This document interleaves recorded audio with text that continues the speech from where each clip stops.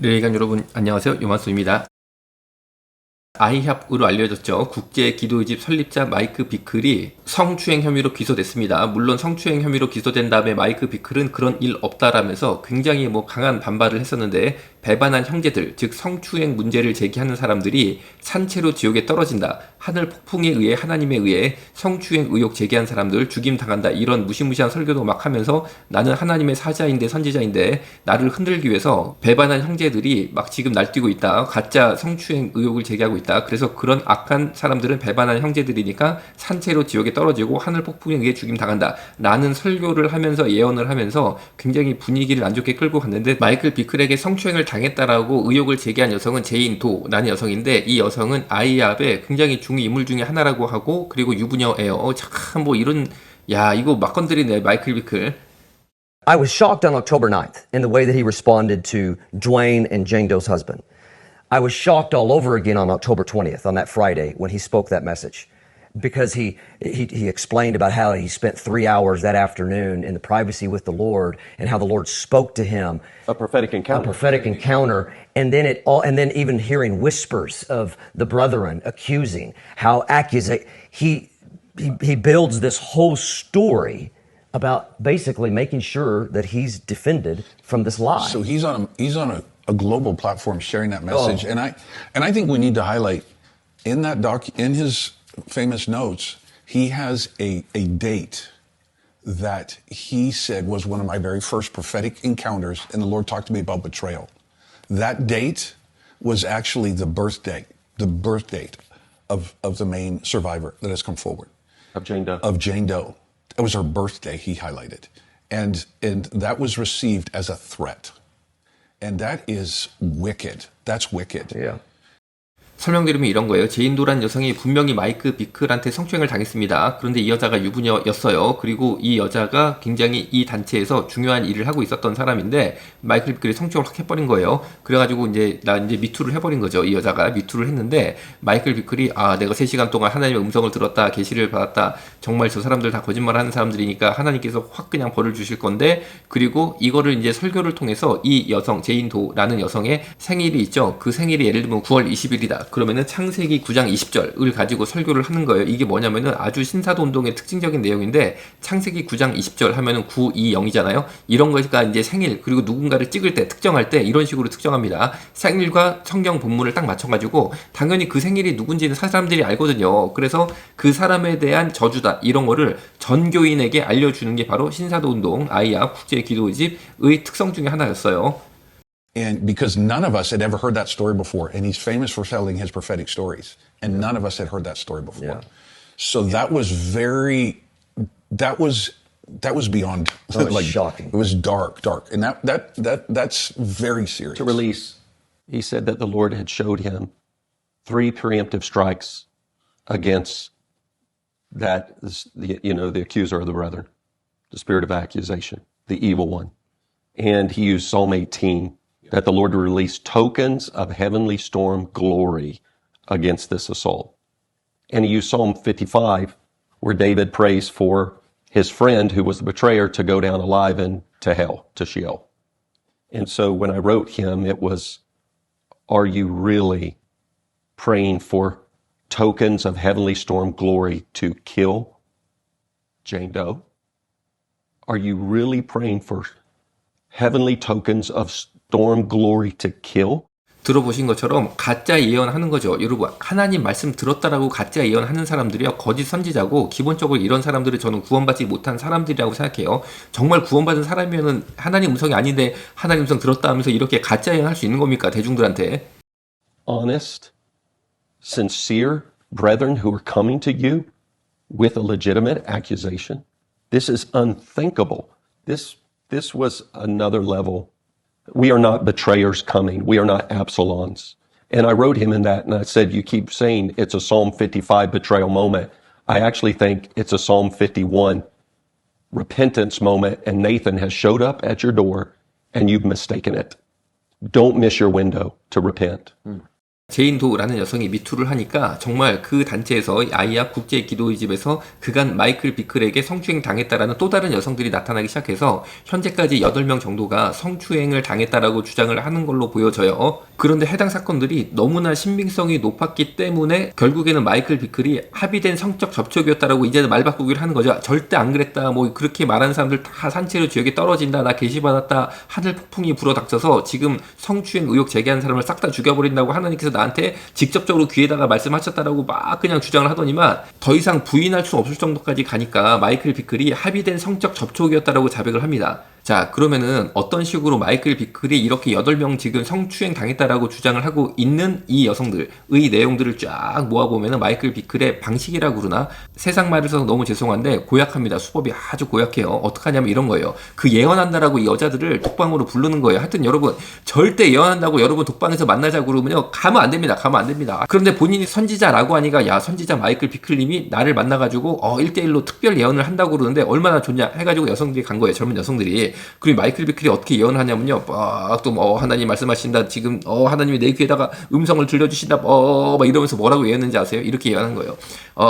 우리 아내가 죽을 것인데 우리 아내가 죽으면은 너랑 나랑 부부가 된다고 하나님께서 말씀하신다. 우리 아내가 곧 죽는구나. 그럼 너랑 나랑은 부부가 되는구나. 그런데 하나님께 또 말씀하시네. 그냥 지금부터 부부를 하라고 그런다. 너랑 나랑은 지금부터 부부다 하면서 막 만져버린다는 거예요. 사람을. 부부의 연을 맺겠다라고 막 만져버리는 거예요. 사람을. 성추행을 제대로 해버리는 거예요. 그러니까 여성들이 그런 일을 당하면서 이거 뭐 하나님께서 말씀하셨다니까 또 마이클 비클을 믿는 거야 이 사람들이. 아니 저는 왜 믿는지 모르겠어요. 믿으니까 하나님께서 지금 막 음성을 주셨는데 마이클 비클의 아내가 곧 죽을 거고 죽으면 내가 아내가 될 나의 운명이구나. 그리고 지금부터 이게 뭐 부부행위를 하라고 하나님이 그러시니까 부부로서 이게 뭐 내가 그렇게 하는 걸 받아들여야겠다 이런 생각을 하게 만든다는 거죠. 그러니까 제가 참 가슴 아픈 거는 마이클 비클이 그동안 자기 아내랑 사이가 굉장히 좋다라고 막 공개하고 다녔거든요. 우리 아내 뭐 사이 좋다, 우리 부부 사이 좋다. 그런데 겉으로는 그렇게 부부 사이 좋다 그러면서 뒤에서는 젊은 여자들이랑 막 자기 아내 죽기를 기도를 한 거예요. 이렇게 합심으로. 그것도 뭐 8명 다 모아서 한꺼번에 그렇게 하진 않았지만 8명의 이 따로따로 이렇게 기도회, 독립기도회 8명이랑 그러면서 그냥 8명 여자들이랑 아내만 죽기를 바랬더라고요. 보니까 아내 죽기를 해서 주는 게 기도를 했더라고요. 아니 여러분 이런 기도를 하나님께서 받으시겠어요? 정말 정말 여러분 이런 집단을 우리가 왜 가야 됩니까? 여러분들이 왜 가야 됩니까? 이런 집단에. 마이크 비클뿐만 아니라 마이크 비클의 아들이 있어요. 아들 이름은 루크 비클입니다. 루크가 참 누가 우리 성경에 나오는 의사 누가 그 이름을 썼더라고요. 루크 비클. 이 아들도 바람을 피다가 제대로 걸려가지고 문제가 됐는데 루크 비클이 누구랑 바람을 폈냐면은 마크라는 사역자가 있습니다. 그 사역자가 아내가 있어요. 그러니까 루크 비클이 마이클 비클의 친아들인데 이 사람이 마크라는 사람의 아내랑 바람이 나서 2년 동안 바람이 났어요. Is we find out that he has been removed from his house. We're shocked, and we just know something is wrong. My husband and I have him over for dinner, and we start to ask him questions about what's going on. And he's answering our questions, and just nothing is making sense. And finally, I said, brother, it sounds to me like what you're telling me. It sounds like your wife is having an affair. And he breaks down and he says, yes. And it's been going on for a couple of years. Jeez. And me and Peter, we go, okay, how can we help? Who is helping you? Right? We're looking at him. He's a shell. I can't even describe the trauma. I said, who is it with? And he opens his mouth and he says who it is. He says the name, and he is practically in the fetal position immediately, crying to us, saying, I should have said it. I promised I wouldn't say it. Don't tell anybody. I should. I mean, just we're watching this just nightmare unfold in front of us. We can't even take it in. Wow. And of course, the first thought is, Mike doesn't know. Mike will help.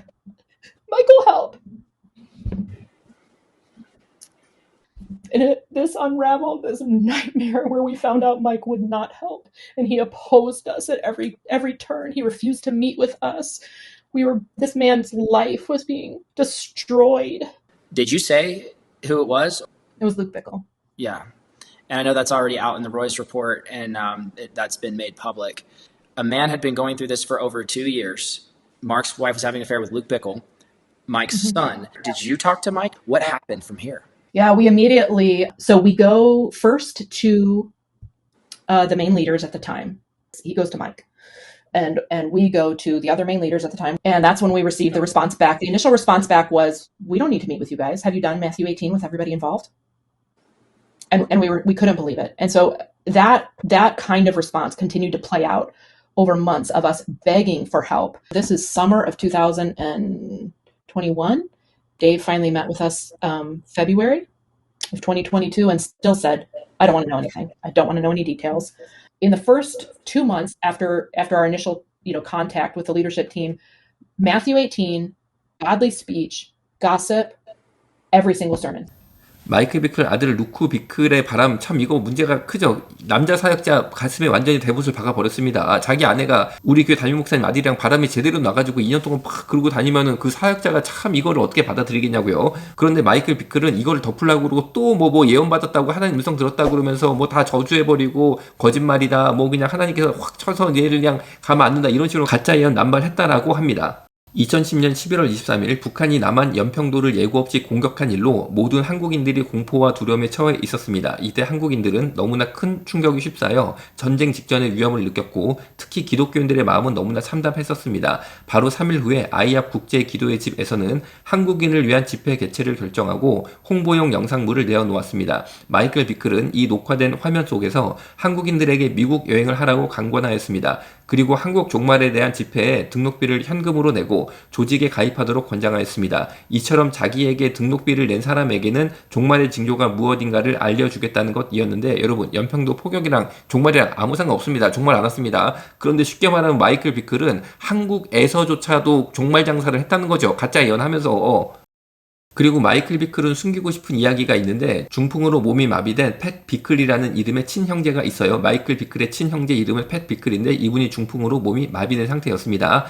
마이클 비클의 기도와 집회 시에 이 불행한 친형제가 어느 날 완전히 나을 것이라는 예언은 가장 중요한 부분을 차지하였습니다. 즉 집회 때마다 우리 팻 비클 내 형제 하나님께서 치료해 주신다. 중풍으로 지금 몸이 마비됐지만 하나님께서 걷게 하신다. 일어나게 하신다. 깨끗하게 고쳐주신다. 라고 마이클 비클이 예언을 막 남발을 한 거예요. 그 형제가 그야말로 극적으로 다시 회복되어서 완치될 때에 이로 인해서 세상 모든 자들이 자신 마이클 비클에게 능력이 있음을 알게 될 것이라고 공언했었습니다. 그래서 모든 참 여자들이 팻 비클의 치료를 기다리고 있었는데 이처럼 중요한 대예언이 빗나가고 말았습니다. 2007년 5월 비극적으로 팻 비클은 수년간의 장애인 생애를 마치고 사망하였습니다. 이런 식으로 예언 빗나가면은 거기에 대해서는 또 확 숨겨버리는 거예요. 혹시 아직까지도 아이압 마이클 비클에 대해서 추종하고 있는 한국인 세력이 있다면 당장 그만두시기를 강하게 권고합니다. 마이클 비클의 가정은 성추문으로 얼룩진 가정입니다. 도무지 사역자의 거룩함이 보이지 않고 있고 가짜 예언으로 점철돼 있고 성추행이 드러나도 어떻게든지 덮으려고 그냥 막 가짜 예언 남발하고 저주를 남발하다가 결국 어쩔 수 없게 되면은 그때 이렇게 사과문 하나 딱 내놓고 뭐 이러면 되는 거야 이러면 되는 거 사과문 하나 내놓으면은 그러면은 그동안 가짜 예언하고 뭐 하늘 폭풍 보내가지고 죽여버린다 뭐 이런 말한 거는 뭐 어떻게 되는 겁니까? 댓글 쇠상단에 제가 아이압의 이단성에 대해 다뤘던 내용 올려놓습니다. 여러분들이 보시면은 압니다. 왜 이단인지. 제발 여러분 우리가 바른 믿음 가운데 바로 성장할 수 있기를 주님 역사하여 주옵소서. 예수님의 이름으로 기도드렸습니다. 아멘. 이건 진짜 사랑이 아니야. 한낱 즐거움에 이상 없는 선택이 비극이 될 줄은 몰랐어. 바로 알아 정체성 올바른 우리 정체성 업기로도 바꿀 수 없어 Nature never ever change. 바로 알아 정체성 건강한 성 정체성